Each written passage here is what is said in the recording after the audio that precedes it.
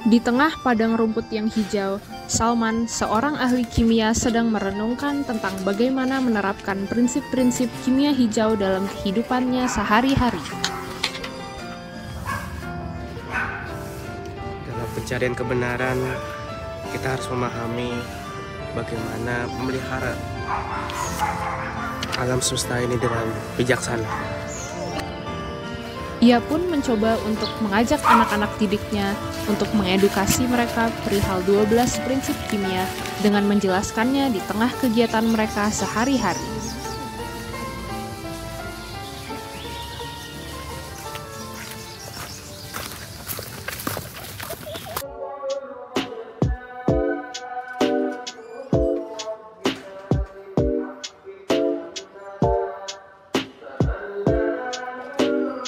Prinsip pertama, pencegahan.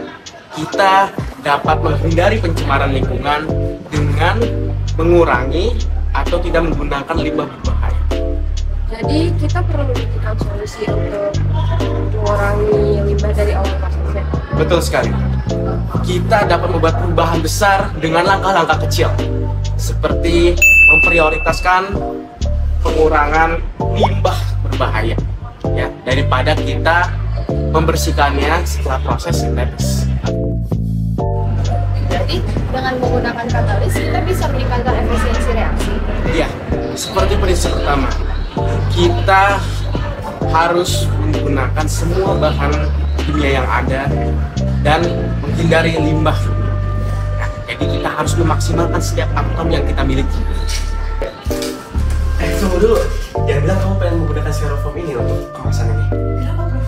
Karena ini tidak sesuai dengan prinsip ketiga, yaitu desain produk yang aman.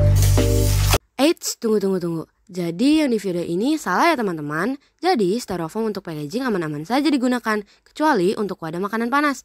Jika makanan panas bercampur dengan zat yang ada di styrofoam akan berbahaya untuk tubuh kita loh. Sebaiknya ketika kita mereaksikan sebuah zat, kita perlu menggunakan zat yang berbasis air atau yang ramah lingkungan daripada menggunakan zat organik yang berbahaya. Betul sekali, Prof. Prinsip keempat adalah meminimalisir penggunaan bahan-bahan berbahaya yang berpotensi untuk merusak lingkungan. Jadi dengan menggunakan katalis ini kita bisa meningkatkan kecepatan reaksi tanpa mengubah hasil akhirnya. Iya, itulah prinsip kelima, kehadiran katalis. Nah, dalam contoh kehidupan nyatanya ada loh enzim yang sebagai katalis dalam pembuatan biofuel loh yang bernama selulase.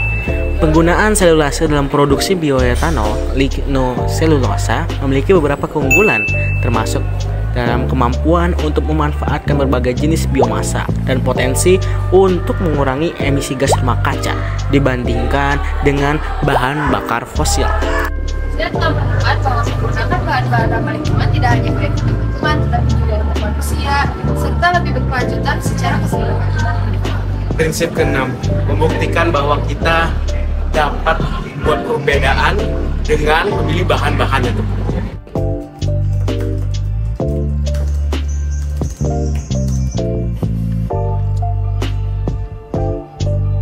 Bagaimana dengan ini, Prof? Dengan menggunakan panel surya, kita dapat mengurangi jejak karbon yang kita hasilkan secara signifikan, Prof. Iya, itulah prinsip ketujuh, penggunaan energi secara efisien.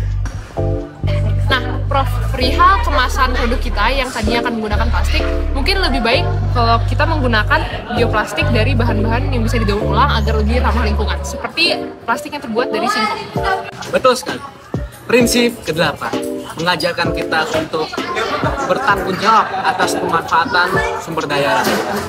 Merancang produk kimia yang dapat terurai secara alami atau didaur ulang setelah pemakaian merupakan hal yang lebih ekonomis. Prof, apakah kita harus menghindari penggunaan pengganti atau mengurangi langkah-langkah derivatisasi dalam proses sintesis, seperti polutan contohnya? Ya, prinsip ke-9, kita harus mengurangi derivatisasi. Desain ini harus mempertimbangkan tidak hanya kegunaan dan keindahannya, tetapi juga dampaknya terhadap lingkungan. Prinsip ke-10, desain yang baik adalah desain yang memperhatikan semua faktor. Metode analisis yang kita gunakan harus cepat dan tepat, Prof, supaya efektif dan efisien saat pengendalian secara langsung. Ya, prinsip ke-11 tentang keselamatan baik bagi manusia maupun alam. Prof, ini adalah hasil pengujian evaluasi kita mengenai demikian. Karena menurut saya tuh evaluasi terus-menerus memungkinkan kita untuk mengidentifikasi dan memperbaiki masalah dan kelemahan selama proses.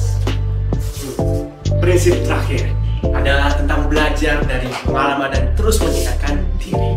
Evaluasi